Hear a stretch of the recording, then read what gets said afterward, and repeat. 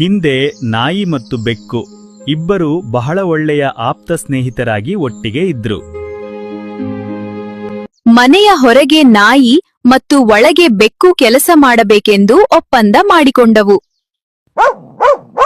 ತಮ್ಮ ಒಪ್ಪಂದವನ್ನು ಮರೆಯಬಾರದು ಎಂದು ಅವರಿಬ್ಬರೂ ಅದನ್ನು ಒಂದು ಹಾಳೆಯ ಮೇಲೆ ಬರೆದಿಟ್ಟುಕೊಂಡರು. ಸುರಕ್ಷತೆಯ ದೃಷ್ಟಿಯಿಂದ ಕರಾರು ಪತ್ರವನ್ನು ನಾಯಿಯು ಬೆಕ್ಕಿಗೆ ಕೊಟ್ಟು ಜೋಪಾನವಾಗಿ ಇಡಲು ಹೇಳಿತು. ಬೆಕ್ಕು ಆ ಕರಾರು ಪತ್ರವನ್ನು ತೆಗೆದುಕೊಂಡು ಹೋಗಿ ಮನೆಯ ಕಪಾಟಿನೊಳಗೆ ಭದ್ರವಾಗಿ ಬಚ್ಚಿಟ್ಟಿತು. ಕೆಲವು ದಿನಗಳ ನಂತರ ನಾಯಿಗೆ ಬೆಕ್ಕಿನ ಮೇಲೆ ಸಂಶಯ ಮತ್ತು ಅಸೂಯೆ ಶುರುವಾಯಿತು. ನಾನು ಕಷ್ಟಪಡುತ್ತಾ ಇದ್ದೇನೆ, ನೀನು ಸುಖವಾಗಿದ್ದೀಯಾ? ಪತ್ರದ ಪುರಾವೆಯನ್ನು ತೋರಿಸು. ಕರಾರು ಪತ್ರವನ್ನು ತರಲು ಬೆಕ್ಕು ಕಪಾಟಿನ ಬಳಿ ಹೋದಾಗ ಅಲ್ಲಿ ಆಘಾತ ಕಾದಿತ್ತು. ಕರಾರು ಪತ್ರ ಚಿಂದಿಯಾಗಿ ಬಿದ್ದಿತ್ತು.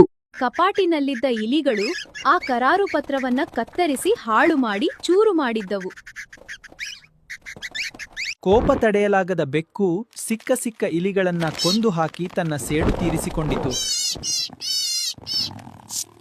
ಬೆಕ್ಕು ನಡುಗುತ್ತಾ ಹೊರಗೆ ಬಂದು ನಡೆದ ವಿಷಯವನ್ನು ನಾಯಿಯ ಮುಂದೆ ಹೇಳಲು ಪ್ರಯತ್ನಿಸಿತು. ಬೆಕ್ಕಿನ ಮಾತು ನಂಬದ ನಾಯಿ ಕೋಪದಿಂದ ಅದರ ಮೇಲೆರಗಿ ದಾಳಿ ಮಾಡಲು ಮುಂದಾಯಿತು.